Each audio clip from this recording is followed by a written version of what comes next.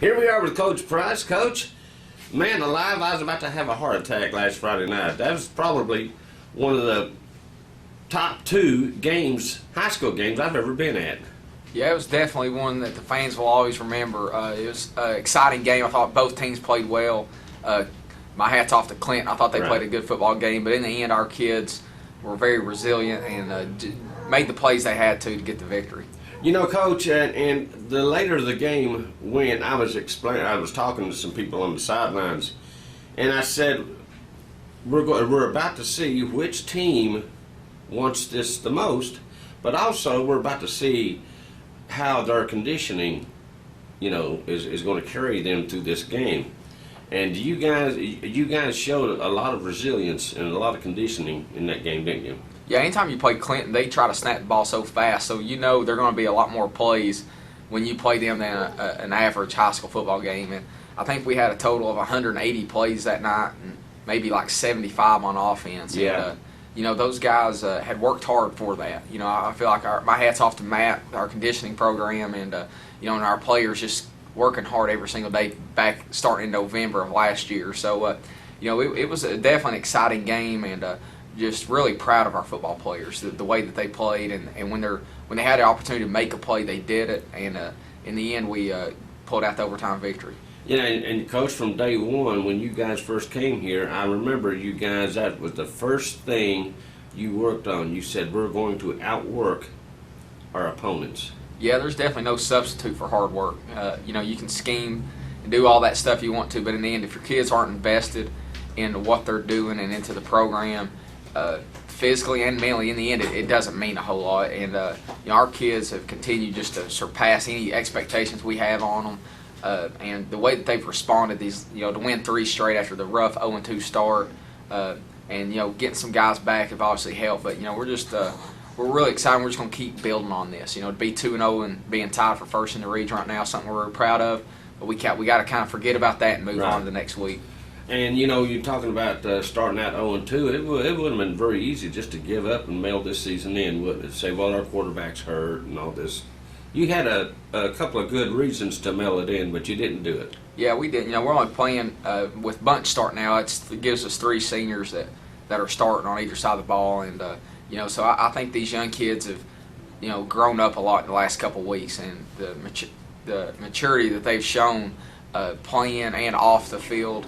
Especially after that 0-2 start, the way that they've continued to work every single day and trust the process of improving every single week, and it's starting to pay off for them. That Thackerson kid was a handful this past Friday night, and I bet you're glad he's graduating. Yeah, we've had some great games with him. 1-point win, a 7-point win, a 6-point win, and every time we've played him, he's just been phenomenal. And it's something that be interested to see where his career takes him. I know he's a special athlete, and he's got a lot of good things ahead of him, but I think we'll be glad we don't have to see him anymore. But you know what, though, Coach?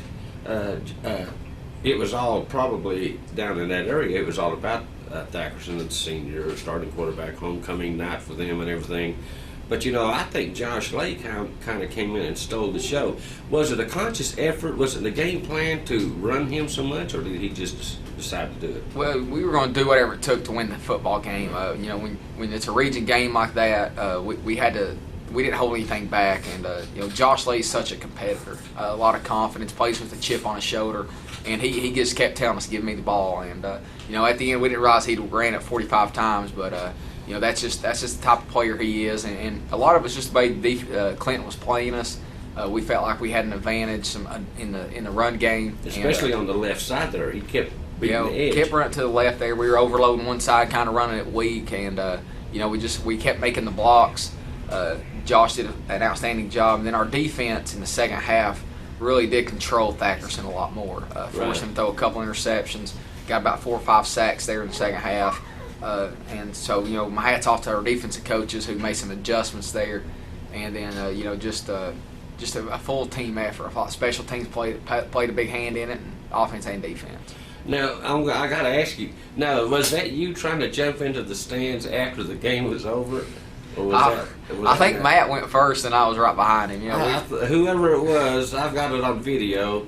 and I thought they are about to break their neck. They about missed, and they grabbed the railing, and a kid pulled them on up in the stands. Yeah, our whole coach staff, we coach with a lot of passion. We got a lot of pride in our program, and I think that is seen in the way our players play at times too. And we've come a long ways since we've been here the last couple of years, and so we never take any win for granted. And anytime we go out and perform and our kids do something, we just want to celebrate with them. And our coaching staff, come along. We just play with we coach with a lot of passion. Our kids play with a lot of passion, and we want to celebrate when those guys get what they want. Well, now, Coach, would you say that this is what high school football is all about? Like that game this past Friday night. Everyone was excited, and you're really too excited for words after the game. The post-game talk with your kids. It's just, let's pray and let's enjoy this. That's what high school football is all about, isn't it? Yeah, it is. Sometimes you don't have to explain anything. You just gotta sit back and take in the Words moment. Don't do it. That Friday night was one of those nights that were special and that we'll remember for a long time. Okay, now, Coach, now you've got a team coming in this Friday. It's homecoming at El Hope Dawson Stadium. You got a team coming in. The last time we played these guys, they beat us 51-0. We've only played them 2 times before this. What do they bring in Cott County? I know their head coach, Caleb Slover. He's from Anderson County. Great coach. Done a fabulous job there. This will be his 3rd season, and last year had a big win over Jefferson County and won a couple other games. And their kids play really hard for him. And that's something that it's really quick when you start watching their film. They got a tall, athletic quarterback that can scramble and cause you problems throwing and running. And then defensively, they got a couple kids that really get after it. And so we got to make sure we're maintaining blocks on offense, and then on defense, you got to, kind of like we did with Thaxton, you got to bottle those scramblers up and force them to do some things they don't like to. Right. So everybody's ready to go. Nobody hurt this week. No, we're getting back to close to 100%. Zach Rutherford's still out for probably about 2 more games. Patrick Strunk's still out for the year. But having Seth Roberts and Jacob Bunch back on the field for the first time against Clinton mean a lot to us. They didn't make a whole lot of plays for us, but in the end, just having them on the field and their leadership and their ability to do things, I think took our offense to another level. And plus, too, they're just now getting their game legs back, aren't they? Yeah, Bunch, he's about 70% last week. We expect him to be about close to 90 this week, right. And so expect him to get the ball a little bit more this week. I think his first catch was a touchdown, which is very special for Bunch. He's the only senior we had returning on offense, and for him to do that was a special moment for our whole team. But we're excited about where we can be when those guys get to 100%. Right. Of course, now everybody's ready for the homecoming parade this Friday downtown La Follette, aren't they? Yeah, it's always a special time of year for us. The homecoming week, the students are dressing up and all this stuff going on. And, it's a recipe for distractions. But, I feel like we've handled our homecoming distractions pretty well over the last couple of years. And I think our kids have matured enough to be able to enjoy those moments, but also when it's time to focus in on getting ready for Cott County, they've done that. And the parade's another example of just starting to build some tradition up here, some things that this will be the 5th year since we've been here that we've done that, and our kids always look forward to it. And seeing the fans line the streets is something very special. All right, well, Coach, wish you luck this Friday night. Go Cougar. And now talk again about how important it is for every fan to be in the stands this Friday. Yeah, and we talked about, we were unfortunate we lost the first home game this year to Gibbs.